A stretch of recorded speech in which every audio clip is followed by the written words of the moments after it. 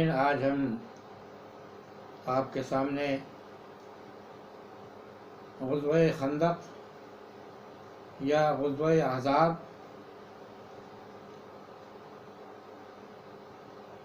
کی دوسری قسط پیش کرنے والے ہیں۔ اس قسط کی ابتدا ہم قرآن کریم کی ان آیات کے اردو ترجمے سے کریں گے جو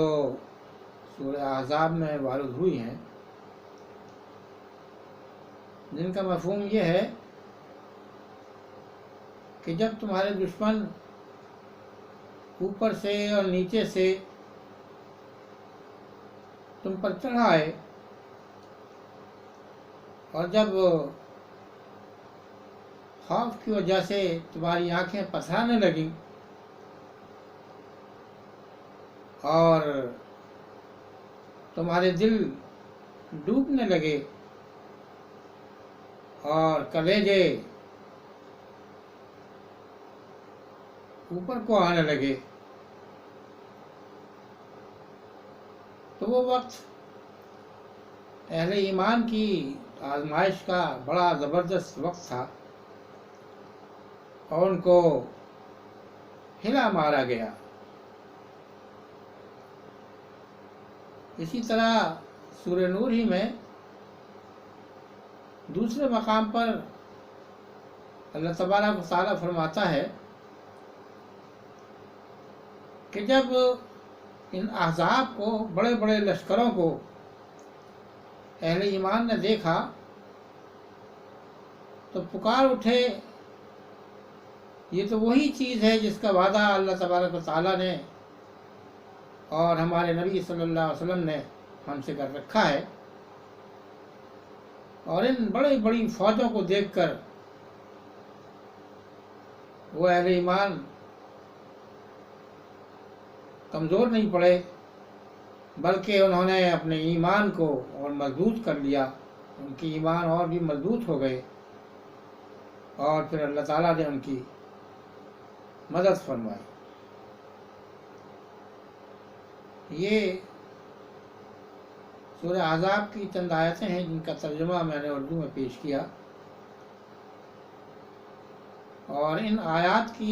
کے مضمون ہی سے اندازہ ہو جاتا ہے کہ یہ جنگ جس پر لڑنے کے لیے مسلمانوں کو مجبور کر دیا گیا کس قدر ہیبتناک تھی اور کس قدر پریشان کن تھی۔ آپ غور فرمائیں، ایک مدینہ، ایک شہر جس کی چھوٹی سی آبادی تھی، اس پر چاروں طرف کی جتنی آبادیاں ہیں کفار کی، ان سب کو مکے کے قریش اور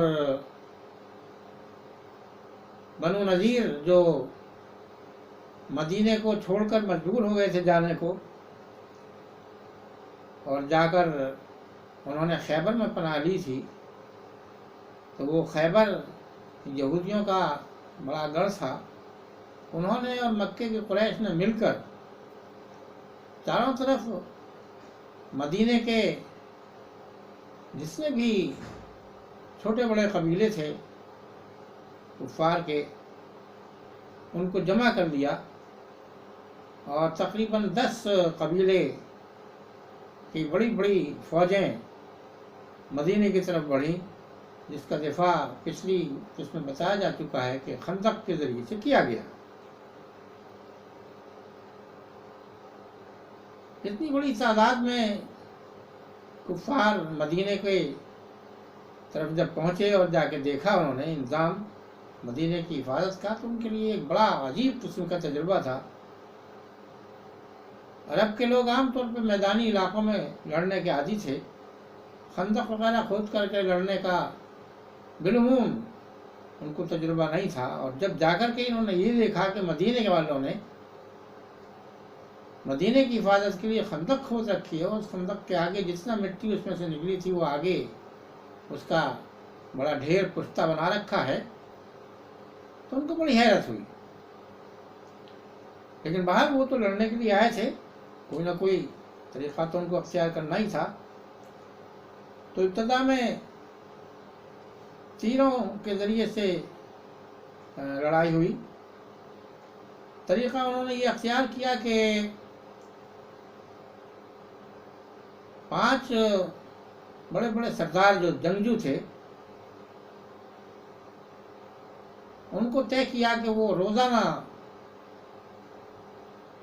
ہر سردار اپنی فوج کو لے کر کے نکلے گا اور جنگ کرے گا، اور موقع تلاش کرے گا کسی طرح سے خندق کو کود کر کے پار کر کے براہ راست دو بدو تلوار سے جنگ کر لی جائے۔ لیکن خندق کافی چوڑی تھی اور صرف ایک جگہ کچھ تنگ جگہ تنگ تھی وہ تھوڑی سی، جس پہ سے گھوڑوں کو کدایا جا سکتا تھا۔ لیکن تنہا جو سردار اپنی فوجوں کو لے کر کے روزانہ نکل رہے تھے، اس میں وہ کامیاب نہیں ہو رہے تھے، سوائے اس کے کہ وہ تیر اندازی دونوں طرف سے ہوتی تھی اور کفار کی طرف سے کچھ پتھر بازی بھی ہوتی تھی۔ تو وہ نہ تو کفار کا کوئی خاص نقصان ہو پا رہا تھا اس میں، اور نہ ہی مسلمانوں کا نقصان ہو رہا تھا، اور نہ ہی مدینے پر قبضہ ہونے کی امید پیدا ہو رہی تھی۔ تو اب یہ کفار نے اپنی پالیسی تھوڑی سی تبدیل کی اور جتنے سردار پہلے تھے ان سب کو ایک ساتھ انہوں نے، تمام فوجوں کے سردار ایک ساتھ اپنی فوجیں لے کر کے نکلے اور تمام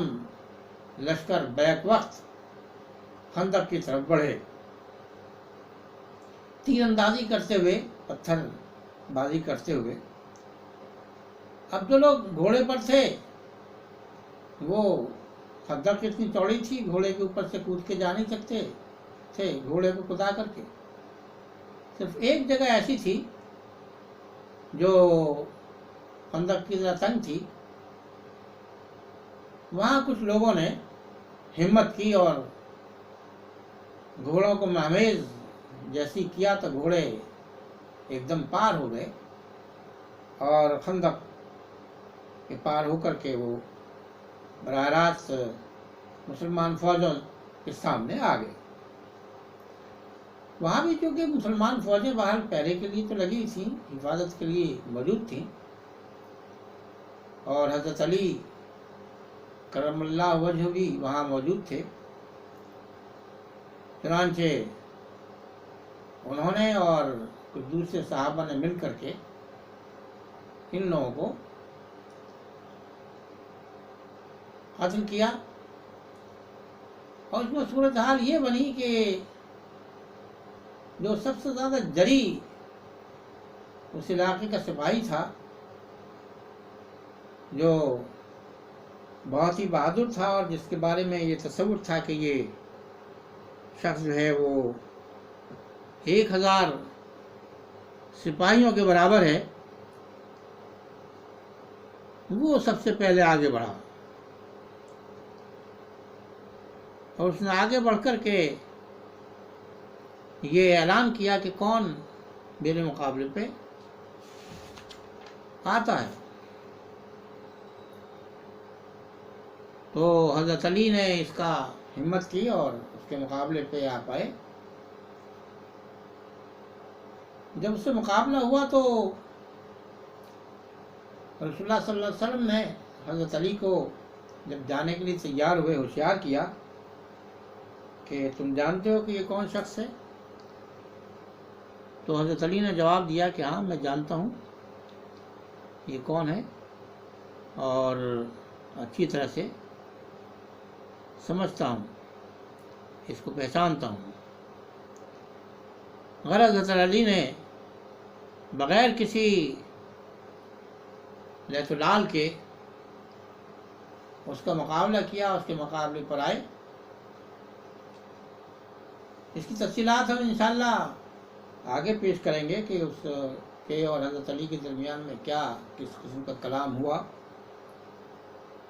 اور کس انداز سے گفتگو ہوئی۔ یہ حضرت علی سے ان کا جب مقابلہ اس طرح کا ہوا تو ظاہر ہے حضرت علی کو اللہ تعالیٰ نے کامیابی عطا کی اور حضرت علی نے اس کو قتل کر دیا۔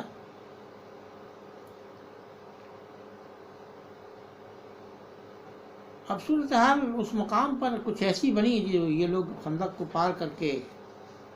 جو یہاں سے آگے بڑھ گئے تھے،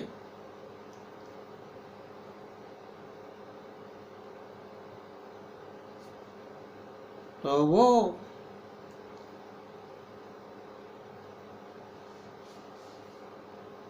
مقابلہ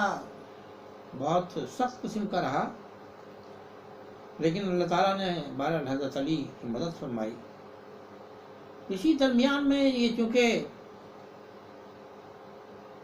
محاصرہ خندق کا کافی طول کھینچتا چلا جا رہا تھا اور پریشانی زیادہ ہو رہی تھی، جناب رسول اللہ صلی اللہ علیہ وسلم کو یہ فکر بھی تھی کہ کہیں زیادہ نقصان نہ ہو جائے ہمارا، تو آپ نے احتیاطاً دو حضرات کو، حضرت سعد بن عبادہ اور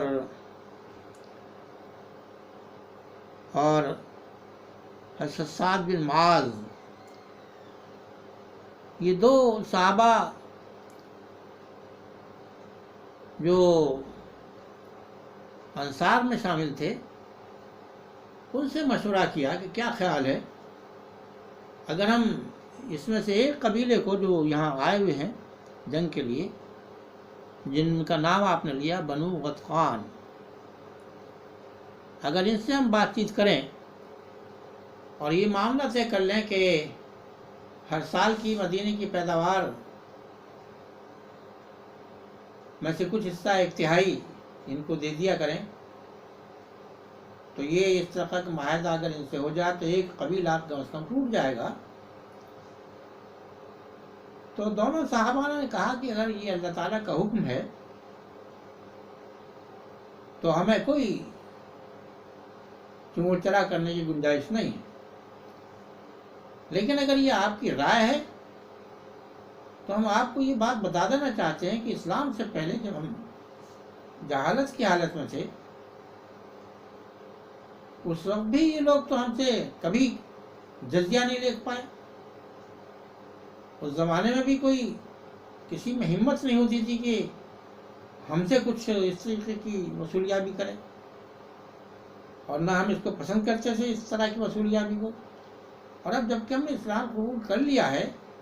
ہم صاحب ایمان ہیں اور اللہ تعالیٰ پر ہمارا پورا یقین ہے اور آپ کا مان میں ہم ہیں، تو کیسے ممکن ہے کہ ہم ان کو جزیہ دینے پہ راضی ہو جائیں؟ تو خیر رسول اللہ صلی اللہ علیہ وسلم نے اس رائے سے رجوع کیا، تو اس پر زور نہیں دیا اور اللہ تعالیٰ سے دعا کی کہ یا اللہ ان کے ایمانوں کو، ان کے دلوں کو مضبوط فرما اور ہمارے نقصان سے ہمیں محفوظ فرما، اور کم سے کم نقصان ہمارا ہو اس جنگ میں۔ یہ دعا آپ نے کی، اور اس دعا کے نتیجے میں ظاہر ہے اللہ تعالیٰ کا ایک نظام پورا ہے۔ رسول اللہ صلی اللہ علیہ وسلم کی دعائیں اللہ تعالیٰ نے عام طور پر قبول کی ہیں، ہمیشہ قبول کی ہیں۔ تو اس جنگ میں بھی اس قدر زبردست تعداد میں لشکروں کے ہونے کے باوجود، جس سے پہلے ہی بتایا گیا ہے کہ 10,000 کے قریب لشکر تھا، اور کچھ روایتوں میں تو 24,000 تک کی گنتی لوگوں نے بتائی ہے، لیکن بعض 10,000 تو تھا ہی تھا یقینی طور پر، اس سے تھوڑا بہت زیادہ ہو سکتا ہے، کم نہیں تھا کفار کا لشکر۔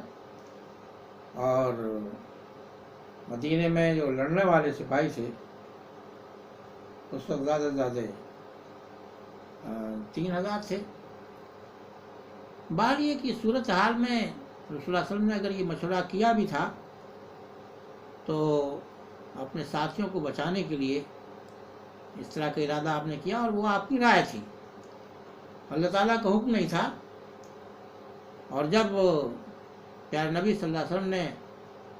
ان دو حضرات کو جو مہاجرین میں سے مدینے کے انصار میں سے سرداروں کی پوزیشن پہ تھے، ان کو مضبوط پایا تو آپ نے بھی اسی راستے کو ترک کر دیا اور باقاعدہ یہ جنگ جاری رہی۔ شروع میں ایک ایک سردار لے کر کے اپنی فوج کو لے کے نکلا، 5 سردار تھے یہ، جن میں چند کے نام میں یہاں بتانا ضروری سمجھتا ہوں۔ اس میں ابو سفیان، اس میں حضرت خالد بن ولید، یہ دو تو بہت ہی جانی پہچانی شخصیتیں تھیں جن کے نام یوں بھی مشہور ہیں عالم اسلام میں۔ اور اس کے علاوہ ان دو کے علاوہ اور ایسے حضرات بھی تھے جو کافی جری لوگ تھے اور بہت ہی تجربہ کار۔